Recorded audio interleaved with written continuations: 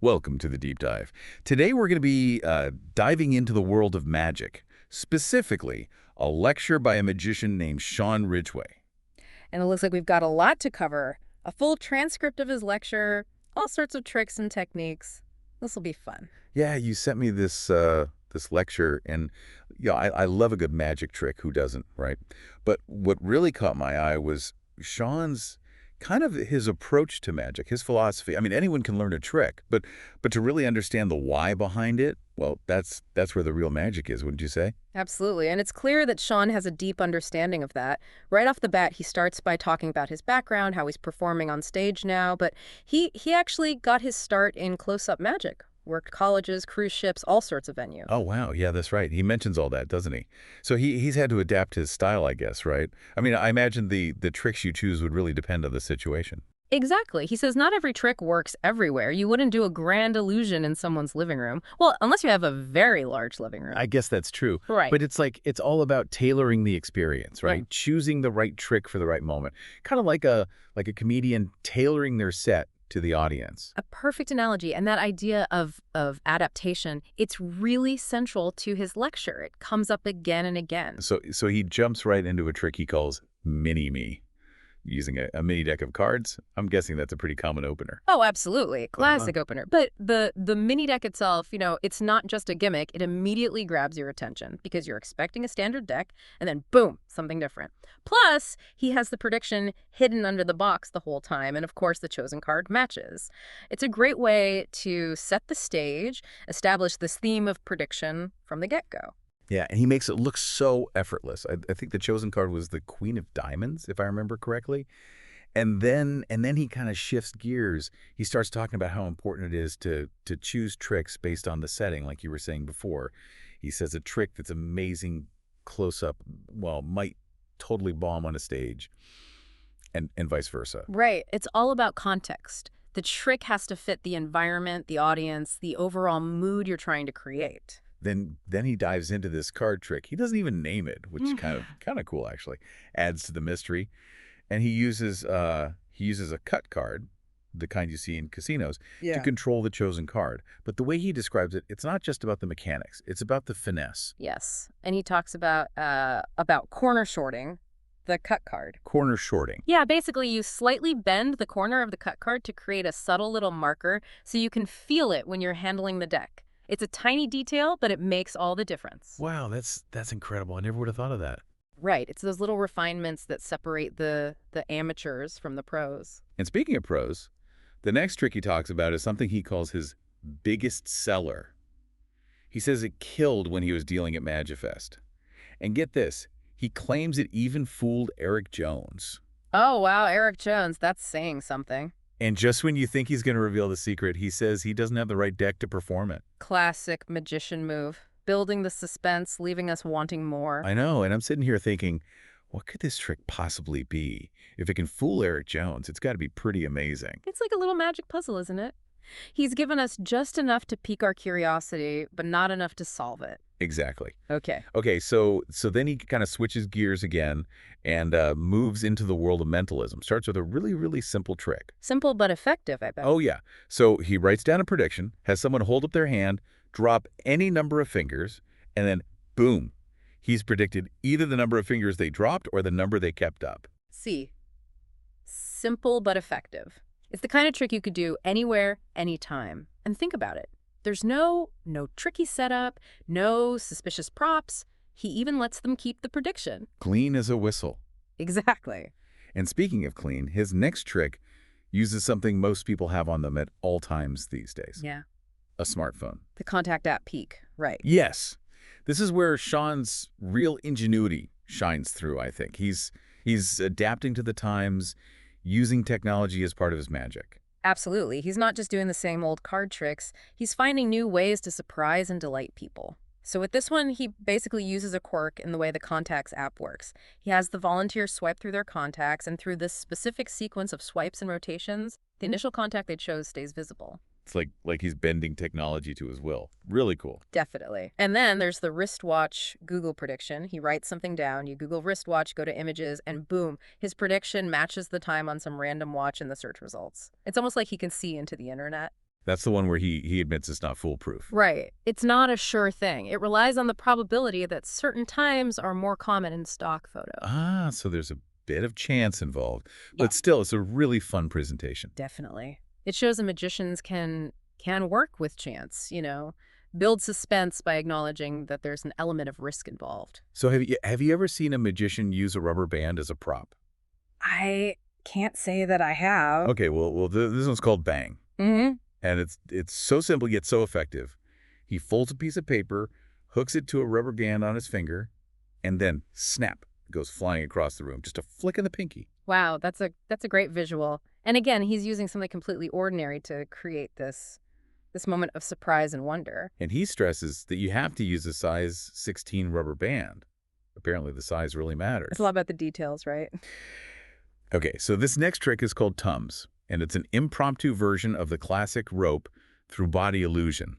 Oh, wow, rope through body. That's usually a pretty elaborate setup, right? With prepped ropes or assistance or... Yeah, but Sean's method only needs a single length of rope.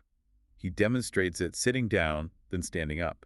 Really highlighting that adaptability. That's impressive. And get this, he mentions how Tums can actually flow seamlessly into the setup for Professor's Nightmare, which is another classic rope routine. So it's like he's building a routine within a routine. Oh, that's clever. Each trick building on the last. I like that. Yeah, and he actually gives specific rope measurements for Professor's Nightmare based on his own height. He says you have to adapt the routine to your own body for it to work smoothly. Another example of that personalization. You're not just copying the trick, you're making it your own. So then he gets into I think one of the most powerful routines in the lecture, signed card to dollar bill.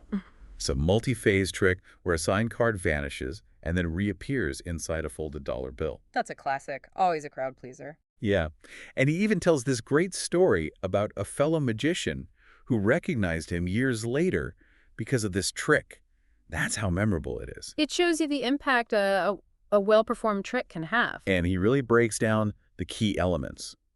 The switch, something he calls a paperclip gun. A paperclip gun. Yeah, it's basically a little device he makes out of a paperclip and a dollar bill that helps with the final reveal. And he talks about the importance of retention, of vision, how that plays into the illusion. Oh, so he's using the way our eyes hold on to images for a split second to enhance the effect. Exactly. And speaking of paper clips, he shows you how to make a little device out of a dollar bill and a paper clip that works like an Austin clip, which is it's a tool for switching small objects. Ah, so it's like a DIY magic hack. That's great. Yeah, he's all about being resourceful, using what you have on hand. And then he really gets us thinking with his thoughts on ring flight. You know, the classic trick where a ring vanishes and reappears on your keychain. Right. What about it? Well, he kind of questions the logic of the keychain as the final location. Like, why a keychain? I see. Yeah. It's almost become a cliche, hasn't it? And he really encourages us to think about the why of a trick, not just the how, to find a presentation that's more meaningful, more personal. So it's not just about the mechanics of the trick, it's about the story you're telling, the emotional connection you're creating. Exactly. Welcome back to our deep dive into Sean Ridgway's magic lecture. You know, one of the things that really strikes me about Sean's work is how he takes even the most familiar tricks and finds a way to reinvent them. Like he gives them a fresh spin, Yeah, he's definitely not afraid to challenge conventions, to think outside the box. Like his take on the ring flight, for example. He actually offers an alternative to using a keychain. Oh, right. Instead of the ring vanishing and reappearing on the keychain, he uses magnetic neocubes, those tiny little magnets. The ones that look like a little necklace, right? Yeah. Exactly. But you wouldn't necessarily recognize them as magnets right away. They just look like a regular necklace, maybe like a dog tag chain or something. Right. So it's completely disguised. Yeah. And the magnets allow him to switch the ring onto the necklace without anyone noticing. Exactly. It's a really clever use of everyday objects. And that resourcefulness, that ability to think creatively and find solutions with whatever's at hand, it's a real theme in his lecture. Like, remember how he shows you how to make that impromptu Austin clip out of a dollar bill and a paper clip? Oh, yeah. It's like a magic MacGyver. Exactly. He's showing you that you don't always need fancy props or expensive gadgets to create amazing magic. You can use what you have around you as long as you use a little imagination. And then there's the build a Sharpie trick. Where he transforms a dollar bill into a Sharpie. Yep. It's quick, it's visual, and it resets instantly, which makes it perfect for walk-around magic. And he makes a point of crediting Richard Sanders for a similar effect. I thought that was a really nice touch. Yeah, it shows that he respects the history of magic, the fact that it's a community and that ideas are often built upon the work of others. Okay, so let's talk coins. Sean has this amazing routine with a Kennedy half dollar and a shell. Oh yeah, that's a multi-phase routine, right? It goes through all these different stages. Yeah. A vanish, a reappearance, and then the coin ends up inside a little plastic bag. It's really impressive. It shows how much you can do with just a single coin and a shell. Like he's really stretching the possibilities. And it's not just about doing a bunch of random tricks. It's about creating a cohesive performance, a story that unfolds over time. Right. And then he has another coin routine called Chopless that uses a cup with a secret compartment. And again, he's really stressing that practicality. Like he mentions how you could even prepare the cup while you're at a house party, just in real time. Really impromptu. That's great. Makes it even more impressive, I think. Like there's no way you could have set this up in advance. Right. Okay. And then there's the Magician's Fool Control. Now this one's all about subtlety and misdirection. The chosen card seems like it's lost in the deck, but he's actually keeping track of it the whole time.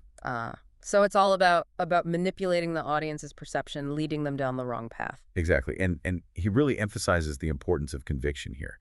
Like you have to really sell the illusion, make the audience believe that the card is truly lost. Otherwise the trick won't work. Makes sense. It's almost like acting in a way. Exactly. And then he segues into the Baffler 2, which is a card trick that he actually developed from an idea he had when he was younger.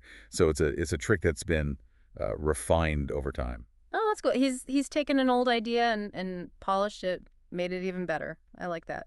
Always room for improvement. Yeah.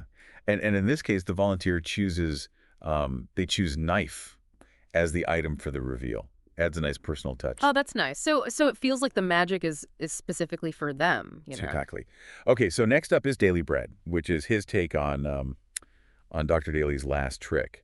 And this one is really mind-boggling. He visually separates the black aces from the red aces. And then what? Don't leave me hanging. And then he reveals a prediction that matches the spectator's chosen ace.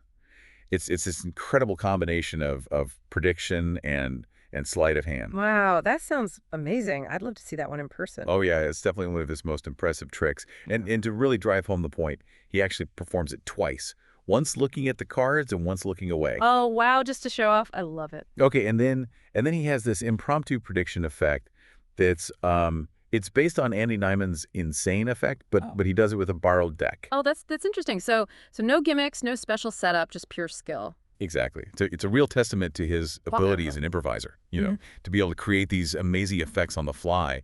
And then he throws us a curveball with an impromptu cups and balls routine. Cups and balls. That's a classic, but impromptu. I mean, that's usually such a prop-heavy routine. I know, right? Yeah, that. But instead of using balls, he uses crumpled up pieces of paper. What? Paper balls. That's brilliant. Right. It's such a clever way to adapt the routine to a more casual setting, and it really shows that you don't need fancy props to create great magic. Right. It's about understanding the principles behind the trick, the misdirection, the sleight of hand. The props are almost secondary. Okay, so for his next card routine, he brings out a mint tin. A mint tin. Okay, now I'm really intrigued. Yeah. But this is no ordinary mint tin. It's like a mini stage for a whole series of appearances, vanishes, and transformation. And all with a mint tin. I love it. Yeah. And the star of the show is a single card, a magnetic 10 of spades. Ah, so that's how he's doing it. The magnet. It's so simple yet so effective. Okay, so brace yourself because this next routine is it's a little different. It involves a chain. A chain, like a metal chain. Yep, regular metal chain. And he calls this routine chain link.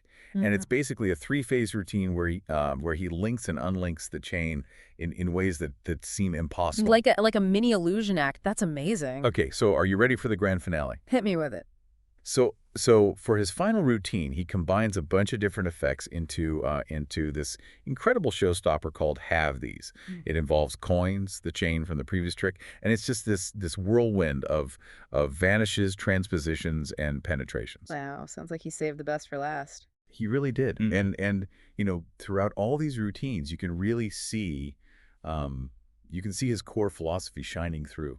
Mhm. The emphasis on practicality, the resourcefulness, the focus on adapting and personalizing the material. So it's like he's not just teaching you tricks, he's teaching you a way of thinking about magic, you know? Exactly. And it's inspiring, isn't it? Like Yeah. it makes you want to go out and find your own unique approach to the art form. Absolutely. So I think that's a great place to pause for part 2 of our deep dive. We've explored a wide range of Sean's routines, and I think you're starting to get a real sense of the depth and creativity behind his work. Definitely. I can't wait to see what other insights he has to share in part 3. Welcome back to the deep dive. As we wrap up our exploration of Sean Ridgway's magic lecture, Mhm. I'm struck by his sheer joy in performing. Like, it's infectious, wouldn't you say? Oh, absolutely. He's clearly having a blast. You can just tell how much he loves magic, and that enthusiasm, it's contagious. Yeah, it makes you want to like grab a deck of cards and start practicing. You know, Really? one of the things that really stood out to me was his focus on impromptu magic. Like so many of his tricks can be done with everyday objects, rubber bands, smartphones, heck, even those crumpled up paper balls. Right. Talk about resourcefulness. He's not relying on expensive props or complicated setups. He's finding magic in the ordinary, the things we encounter every day. Like that bang trick with the rubber band. I mean, who would have thought a rubber band could be a magical prop? But in his hands, it becomes this amazing tool for creating a visual spectacle. Right. It challenges our assumptions about what magic is. You know, Hmm. it's not about the props themselves. It's about the creativity and the skill of the performer. And his impromptu cups and balls routine, Yeah. using paper balls instead of the traditional balls. It's a classic magic, but stripped down to its essence.